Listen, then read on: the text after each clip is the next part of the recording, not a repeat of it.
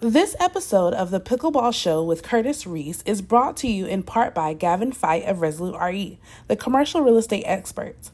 Resolute RE is helping to bring more pickleball courts to the Lone Star State with free market analysis, site selection, and lease negotiations for your next pickleball center or restaurant or retail store. You name it, we can help.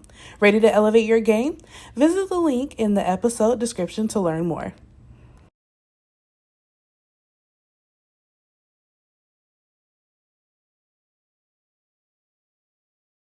From second back-to-back interview here at the Reese Bracket Sports Studio. Subscribe, Spotify, YouTube, please, because there's only make this happen because get stuff like this going on. This guest, without further ado, his name is Mr. William Wong. How are you, sir? I'm good. How are you, man? I'm doing good. I am rocking. I am tired. I've got some caffeine. No shit. And I am going. Are we recording? Oh, yeah. Oh, my God. You got to tell me these things. Dude. All right. Tell us about yourself, William Wong. Tell us what you're from, where you're doing. What's going on? I'm a coach at a premier fitness facility in Pickleball? Westlake. Pickleball. I used to coach my daughter from age 3 to 16. I've written a book. Boom. Right there. Let's start one more time. And I have my own podcast. Let's see it one more time. One more time. Slower. You want me to keep my shirt on? Yeah, please do. See, All right. There's his book. Hey, I've lost some weight since I've been working. I know. I've seen that, man. Look, seriously, I've lost some weight, and people are like wondering. The other day, my wife goes, "Oh, hey, you're starting to look good." I'm like, "Who are you talking to?" She's talking in third person. And she's talking to somebody else. Hey, look, I'm your host, Curtis Reese. We're going to jump right into this guy. Tell us about the way of pickleball. What did you get into it? How did it go? Tell us about your daughter a little bit. It's your story about pickleball. Sure. I started playing pickleball probably about 2.5, 3 years ago, and I always shunned it. I didn't think this was a real sport because it was a little wiffle ball, heavy-duty wiffle ball with little paddles. Yeah. So I didn't think it was a real thing until one of our friends, who happens to be number 3 in the world, said, "This is okay." So I had a conversation with Anna Bright. We know them from junior tennis. We first met them when my daughter was 4. I think Anna was probably 3.5. They played at a tournament at the Hilton Hotel, and we're still friends with their parents.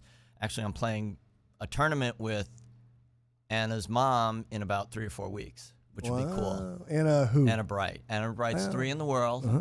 Very good.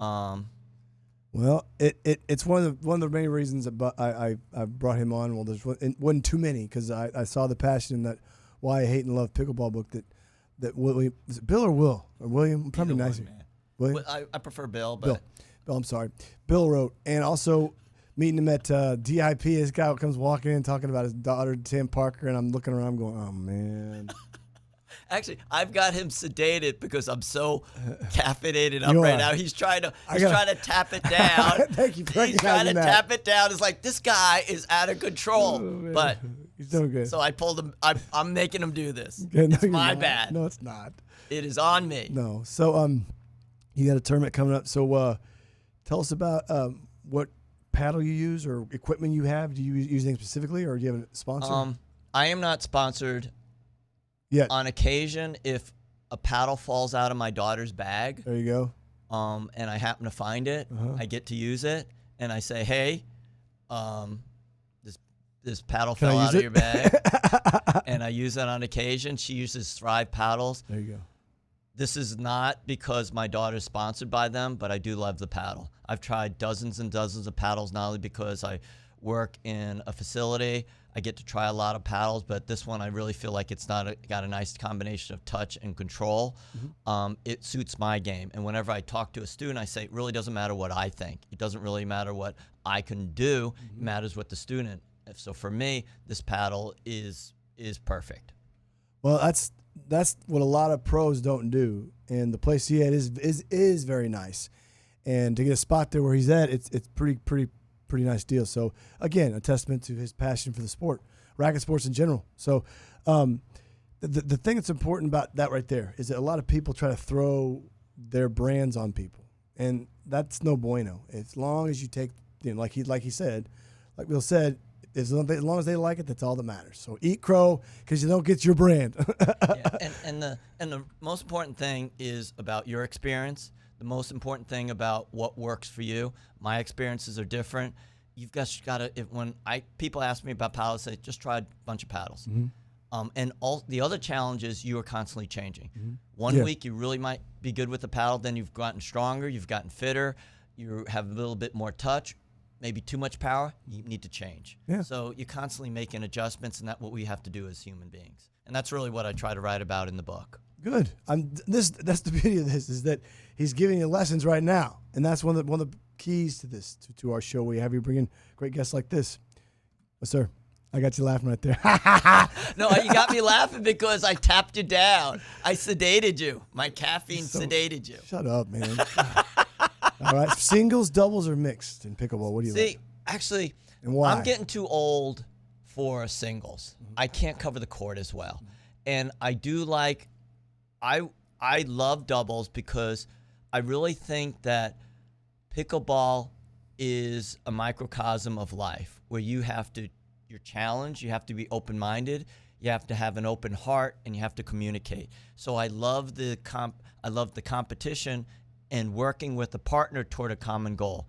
The challenge is it is very hard to find a compatible partner, as it is with life. It is. And it's very challenging to find a female who's at a high level, because it seemed like, and my daughter has the same challenge, that I think there's easily 3 times the number of quality men than there are women. And it's the same in seniors and super seniors. We had a badminton player on, and he said the same thing, and they said it's like that. It's typically that's the case, like as in pickleball and tennis and badminton now. So it's just a matter of strengths. You have to complement each other's strengths. That's how simple it is. Absolutely. So, what's your favorite memory so far in pickleball?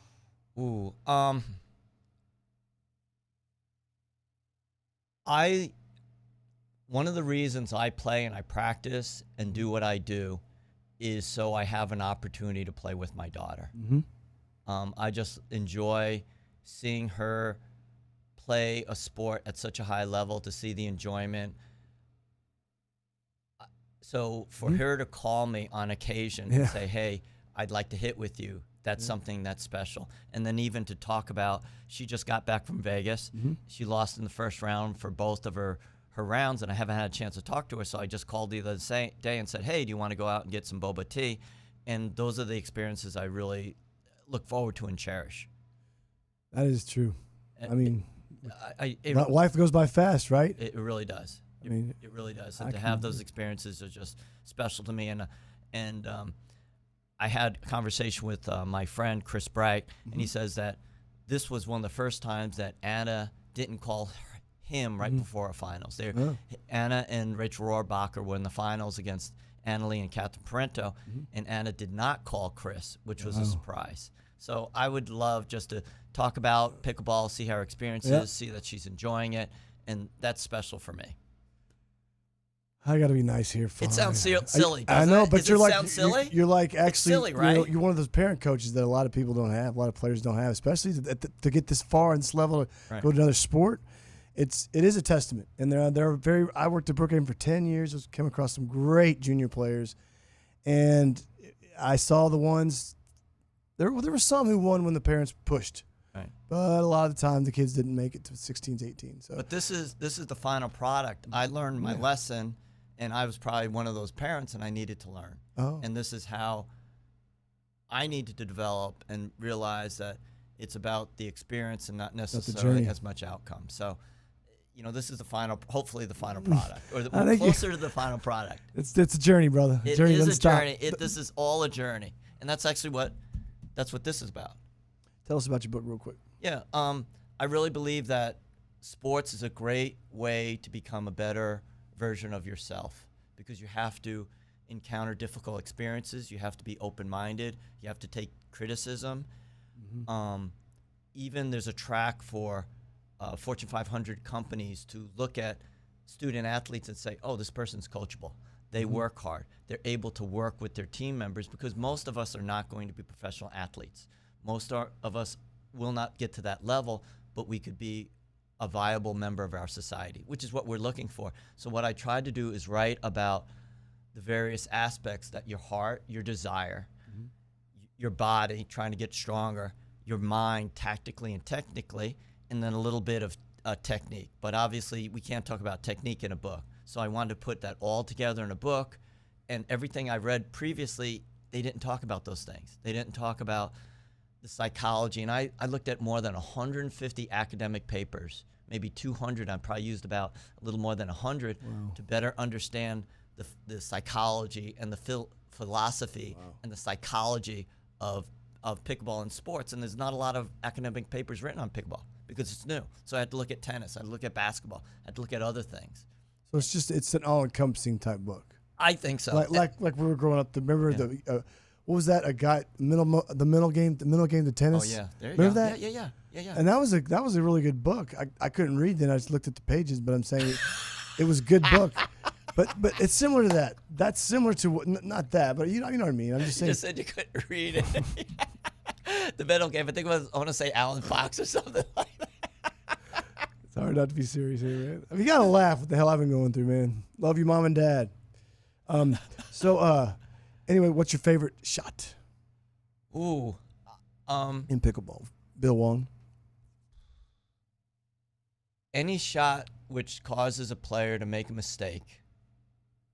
Seriously, I'm trying to. It could be a drive, it could be a serve, it could be a ball that sets up my next shot. But what I want to do is ultimately damage in some way their game. Mm-hmm. And then make them do things that they're not comfortable doing. Exactly. And then hopefully win a point if I'm trying to win. That's awesome. If I'm doing recreational, different. Yeah. If I'm playing recreational, there's a different goal. Yeah. But I have to remember, I have a goal in mind on every shot. And this is one of the problems I have. A lot of times when you get on the court, you should have a goal of what you want to do for that day, for that shot, and you should try to execute it. Yeah. And it's hours and hours of time. I mean, even before I get out of bed, I've already worked out. I've done core. If I didn't hurt my shoulder, I'd be doing some push-ups. And at the end of the day, I work on movement exercises. And I'm trying to constantly get my body better so I can reach my goal. Because I thought about this the other day, that one of my biggest fears is to let my partner down. Fair enough. One of my biggest fears is to not be there for them or to miss a shot. And if I harness that energy and that inner energy, it can make me work harder at being a better person. And one of the abilities that Anna Bright has. She has an ability to make her partner better. Now, let's think about that. To have an ability to make another human being better at what they do, we should all strive for that. And I love that. So when I get on the court, I say it's okay. And even if we aren't successful in that game, let's work on your serve. Yeah. Let's work on this, and to calm their mind. And if we as human beings can do that, we're further along. And that's really what I wanted to talk about in this, that we're part of a community. We're trying to help each other. Yeah. And by helping other people, who do we help? Ourselves. Right? Yeah. No, that's the angle. That and all that right there's basically probably about a 4 or 5 week lesson. Right. And there. That's for the beauty of why we bring him in. Author, amazing athlete. Keep going, Bill Wong. He's the director at a premier facility here in Dallas, Texas. Bill Wong, favorite player right now? Oh my gosh. Other than my daughter. Don't do that. I'll be honest with you. One of my favorite players has to be Leah Jensen. Okay. And the reason is not only her focus and what she has to overcome, because she's diabetic. My dad was diabetic. And I think she gets a bad reputation because she seems very hardcore on the court. But off the court, she is so sweet. And she's so kind. No, she's so sweet. You gotta worry about those people scaring me. And so kind. And then she has a disability because she's diabetic, and she's playing a professional. Amazing. She's a professional athlete who has diabetes, and I love that. I mean, there's so many players I do love. Sure. I do like Anna Bright's commitment and focus. I love the way that she does help other people. I would say like in the moment. So right now, with your feeling, your favorite player is... My favorite player probably is, after my daughter, is Leah Jensen. Fair enough. No, fair enough. Sometimes I get these text or emails from fans and they're like, why did so-and-so pick this? And I'm like, I am just the messenger. Right. It's no right or wrong here. They could change their mind in 1 minute. Right. You know what I mean? It's pickleball. But I just love her commitment. I think it's great. And favorite shot? Like I said before, I really have been working lately on my third shot drops, and lately I've been coming like a machine where I just get it back and forth. I've been working on resets, so I'm always trying to work on things and get better. So I guess right now it's maybe third shot drops and defense. Okay. Favorite tip you would say? Ooh, this isn't a hitting sport. Everyone thinks this is about hitting a ball. There we go. It's about movement. It's about having stability. Mm-hmm. I really believe that Annalee Waters, the reason she is very good is because she's very stable and she's very balanced. Obviously, she's got great hands, she's got a great mind, and she has awesome coaching, but I really think it's stability. So if ever you want to get good at this sport, become more stable and better movement, and you'll be a better player. You can work on the technique later on, but become more stable. I love it. Movement. All right. Favorite rule to tell players when they walk on the court? Green as can be. I know. I know. No one likes to hear rules. No, it's just a basic one to dummy down for Curtis. How's that sound? Well, no, you're saying that I like to tell people? Yeah, just like a rule that you think is important. Like I tell people, if you step in the kitchen, it's not a big deal. Just don't volley in it. That's right. A generic one I say. And people like, oh, I was told you couldn't volley in the kitchen. I'm like, no, I was told you couldn't go in the kitchen at all. I said, well, a crappy coach would tell you that, but you can go in there if you want. I'm going to be one of those difficult people. I really don't. I think unsolicited criticism is taken as not well, so I try not to say anything. I believe that. But in my mind, I think to myself that you have got to get your first serves in. Thank you. You don't have any. And I said this the other day, and I probably shouldn't have been as harsh. No, dude. Because when I was playing the other day with a bunch of young guys, and they were banging the first serve and maybe miss, every other one. Get your first serves in, and the reason is that you have no other opportunity. And if you're serving, you take away 50% of your scoring opportunity, your offensive opportunity. You can't afford to do that. So you get your first serve and don't try to be a hero. Mm-hmm. But I'm never going to say that because I don't want to tell people. It should be a community. It's a fine line. And right. And what I tell players, like same thing you do now at Spring Creek Tennis here in Richardson, Texas, private courts. Just get the serve in. Yeah, just get it in. I know it's boring as hell, but guess what? You can sit as hard as you want. But when you start playing a higher level and you want to get to higher level, you're cooked because you can't. All right, so let's go to In the Kitchen, bro. Favorite movie? My favorite movie of all time? Oh, my God. Or in the moment, bro. Whatever you're feeling, bro. Oh, man. I am addicted to, I'm going to tell you right now, the Power of the Rings. Holy crap. You watched that in Prime? Oh, my. It's like the prequel to Lord of the Rings. It is awesome. Talk to me, Mav. Favorite movie of all time? This is going to sound... No way, man. Just say it. So stupid. Titanic. Oh because deep down, I know. It's a that. chick flick, but people die. God. I know. I love the writing. I like the directing. It's a chick flick. My bad. Did you watch it in the movie theater back in the day? I did with my Remember wife. The intermissions? Holy shnikes. I did. I'm sorry. You asked, and I'm sorry. I want you to lie. Just to lie. Okay. What's the most violent? No, Titanic. You're not the only person that said that. Okay, other people said Titanic. Other people have? Other people. But probably women? Or no. And no men have said Doesn't matter. This. No men have said this music. before. Favorite music? What are you jamming right now on the way here? The other guy liked Zach Bryan. I was having a jam with my sons. Music. I'm an oldies guy. I really like the Beatles. There you go. Any Beatles song. You like the White Album the best? Or Let It Be? They're all so good. They're both good. My brother I like the Rolling Stones. I like some R&B, Stevie Wonder, but I'm an old guy, so I like that old stuff. That's good stuff. It's not old. Favorite sports team?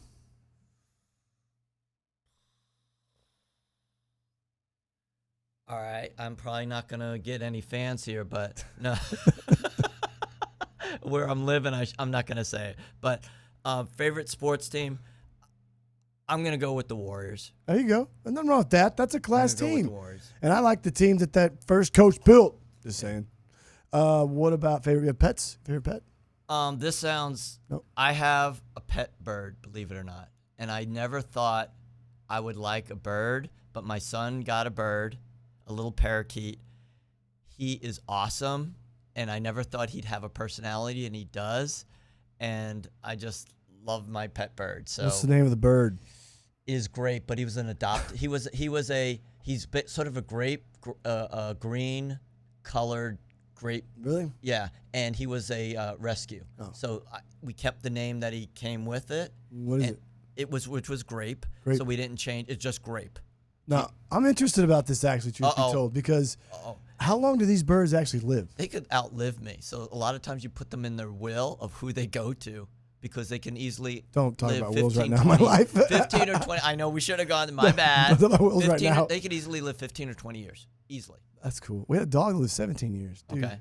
Now we got cheap. But you think about they're always Do exercising. they talk to you? He tweets. Tweets. And I know when he wants stuff, and I know when he's lonely, and they're Do you awesome. let him out and he flies around the house? Yeah, he does. Does he? And he goes on I'm like a pirate. He goes to my shoulder. He comes to me when he's in a bad mood. He bites at me. Does Samantha know you have mushrooms in the house?